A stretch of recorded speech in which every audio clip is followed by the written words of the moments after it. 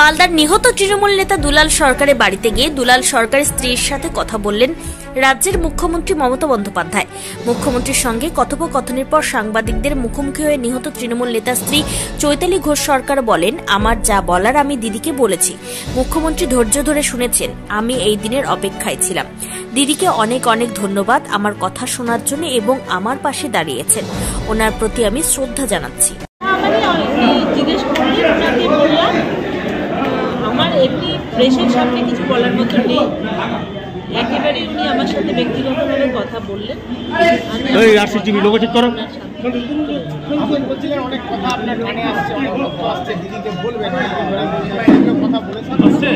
আমার যা বলার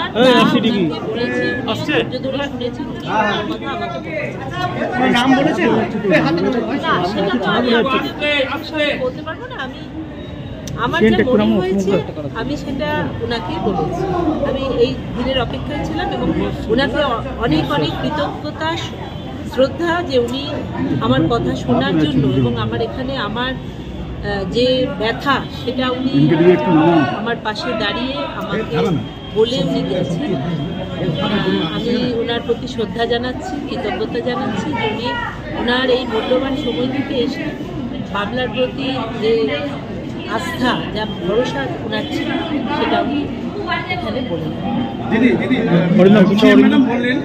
ম্যাডাম বললেন যে বাবলাদার পরবর্তী দায়িত্ব আপনাকে দেওয়া হবে, সেটা কিভাবে? হাতটা পিছাও।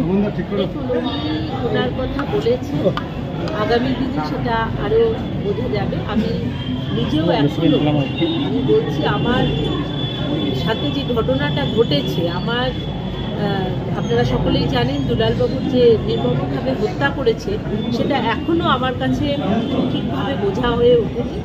আমি এই মুহূর্তে অন্য কিছু ভাবছি না। আমি এখন তার যে আসল দোষ তাদেরকে ধরা হোক, তাদের সর্বোচ্চ শাস্তি হোক, এটাই আমার কাছে।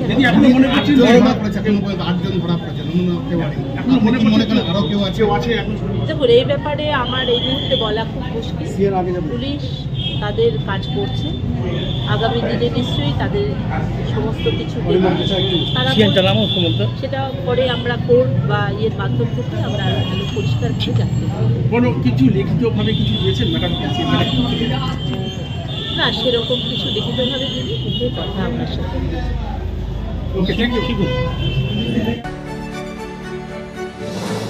Bureau report, news for Bengal. This channel does not promote or encourage any illegal activities. All contents provided by this channel is meant for educational purpose only.